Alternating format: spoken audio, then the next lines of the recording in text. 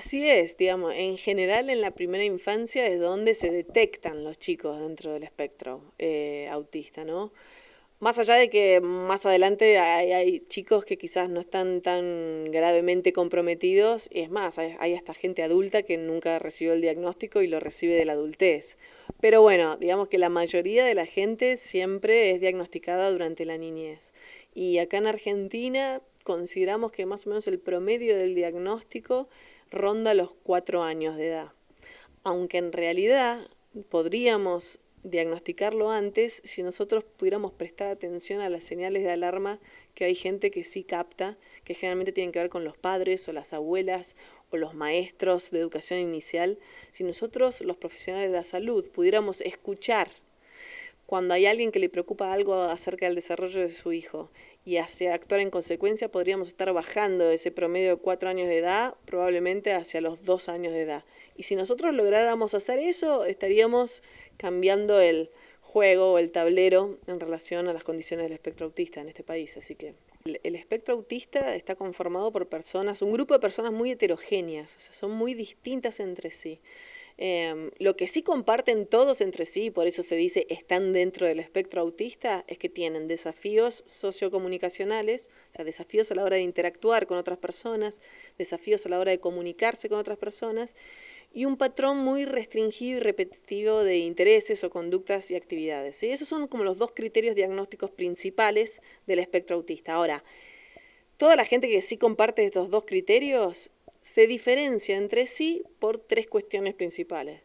Una es el nivel del lenguaje y la comunicación, y acá en toda esa dimensión vos podés estar adentro del espectro y no hablar, por ejemplo, ni una palabra, o podés hablar como una radio, ¿sí? Y estar adentro del espectro. Otra de estas dimensiones es el nivel cognitivo, que quiere decir, vos podés tener discapacidad intelectual o podés tener un coeficiente intelectual mucho más que superior a la norma y tener 160 de coeficiente intelectual. Y la tercera dimensión, que también hace diferencia entre todas las personas, es el nivel de ayuda que uno necesita. ¿Sí? Que, bueno, uno lo puede decir, o nivel de severidad por un lado, pero en realidad siempre es más amable verlo desde el punto de vista de cuánta ayuda necesitas. Entonces hay gente que necesita muy poco apoyo, muy poca ayuda, y gente que necesita mucha ayuda. Entonces, si vos cruzás estas tres dimensiones con todas esas diferencias adentro del espectro, eso es lo que te da semejante heterogeneidad, o sea que las personas dentro del espectro son muy distintas entre sí, porque tenés gente que no habla, o que habla mucho, o que tiene discapacidad intelectual, o que es muy inteligente, o inteligencia promedio, o que necesita mucha ayuda o poca ayuda. Pero todos comparten esto de los desafíos sociocomunicacionales y este patrón muy repetitivo de intereses. Nosotros tenemos como esta postura de no verlo como una patología al tema del espectro autista, ¿no? Porque cuando uno habla de patología, pero lo asocia como si fuera una enfermedad o algo que no funciona en una persona, ¿no? Algo que hay que arreglar. En ese punto, nosotros preferimos como verlo más como una condición, como un conjunto de características, ¿no? Como parte de la diversidad humana. Claro.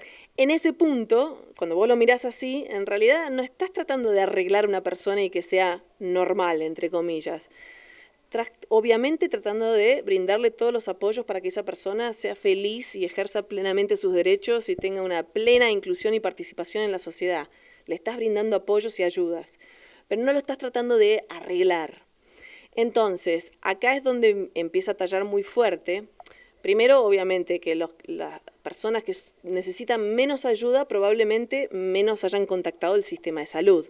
¿Tá? Entonces, por eso hay mucha gente que quizás pasó de largo, porque no necesitaba tanta ayuda, o nadie lo vio tan raro, o tan que necesita distinto. Entonces, esa gente por un lado pasa. Y después tiene que ver también con los ambientes inclusivos o no. Digo, alguien con cualquier característica y muy diverso, ¿no? Muy distinto, por así decirlo, que se mueve en un ambiente muy inclusivo, si las demandas sociales de ese ambiente inclusivo no son demasiado altas y no están diciendo esta persona se está comportando de manera extraña y debería comportarse de una manera distinta, esa persona puede actuar así, ¿sí? Ser y actuar y pensar de esa manera distinta en el mundo sin que nadie diga nada al respecto y sin que nadie trate de hacer algo con esa persona. Entonces, sí, a ver, el desconocimiento obviamente que es un factor. Si vos no conocés cómo se caracteriza una persona dentro del espectro, obviamente que nunca vas a identificar esas características, es cierto. Pero también no es solo el desconocimiento por un lado, pero depende de los contextos, y si estás en contextos más inclusivos puede ser que haya mucha gente que pase de largo, o sea que no sea un problema tener estas características.